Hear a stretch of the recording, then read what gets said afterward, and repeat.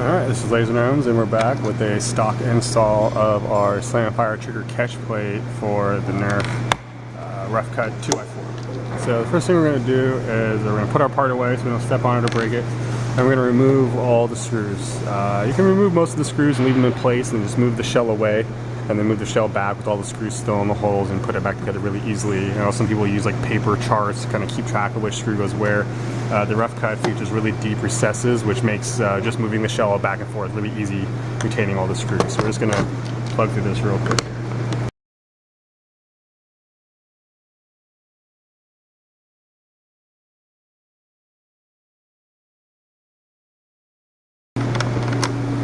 You don't have to do it in the order I'm doing it, but there are two screws underneath the handle here, so you got to take the handle off first. Any other way you want to do it's fine.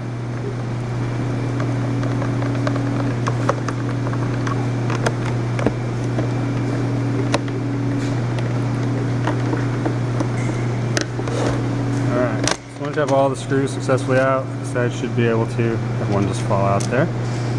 Should be able to just move the whole shell with all the screws still in place, just move it aside. Okay, so we're going to go ahead and get in tight on there, RoughCut. Okay, so basically what we're working with here is this trigger assembly.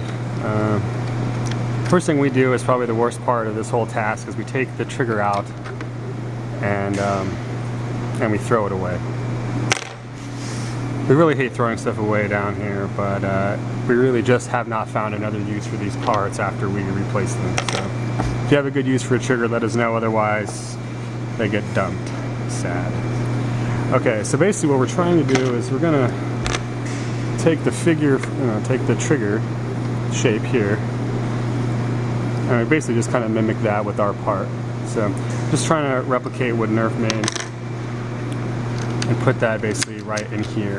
The easiest way to install this is to actually cock this back a little. You probably can't see here, but you're gonna just hand move this rail, which, as you can see, moves this white portion in here up a little.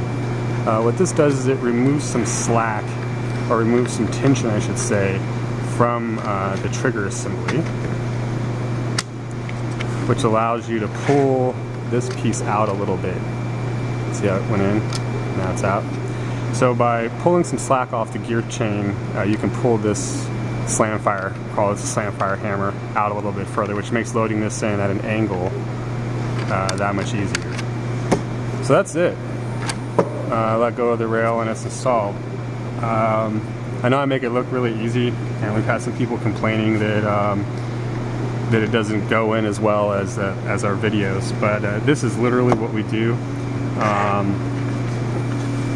Due to variations in assembly, Hasbro, basically their transmission has some slop. You know, this is intentional, so they don't have to be micro specific when they're assembling like a million of these things.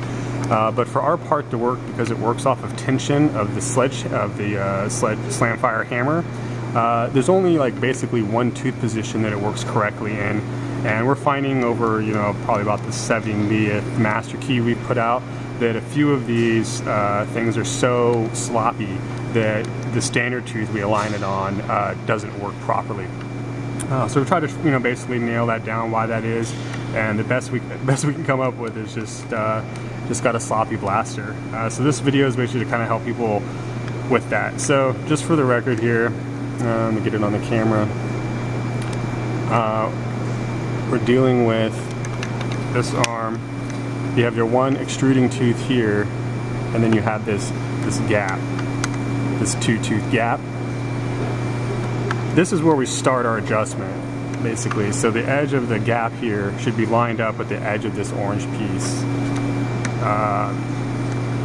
There should be a little bit of tension if you try to like fully de-prime the blaster by pressing this forward.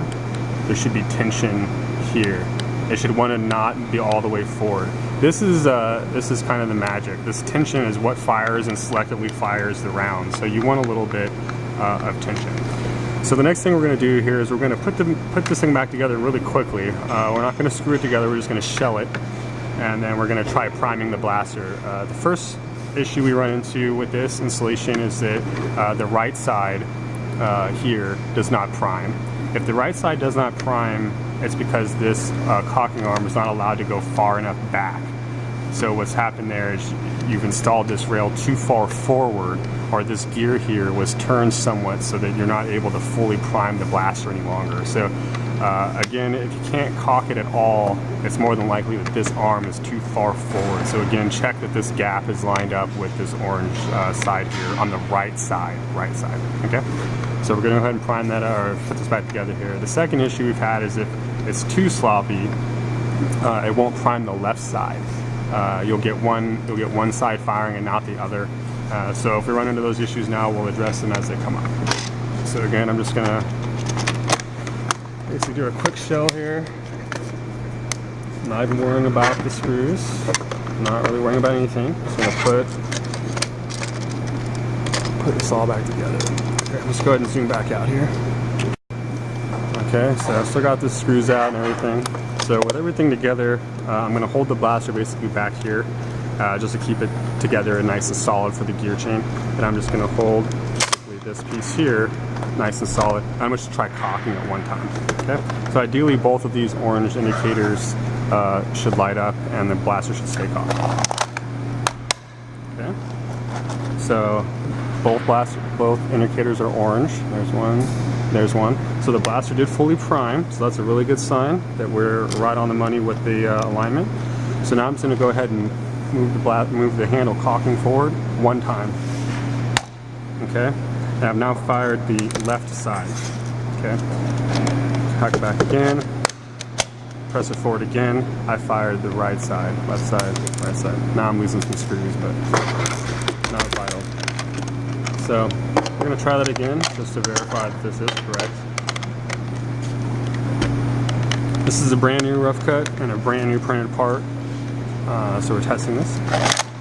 Again, 2 cocks, one this side, one that side. Okay. Fires one, fire the left side. Right side still cocked, pulling it back, pressing it forward again, hear a click.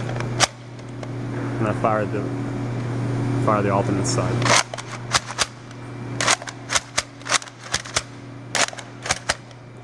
So this literally was what you saw.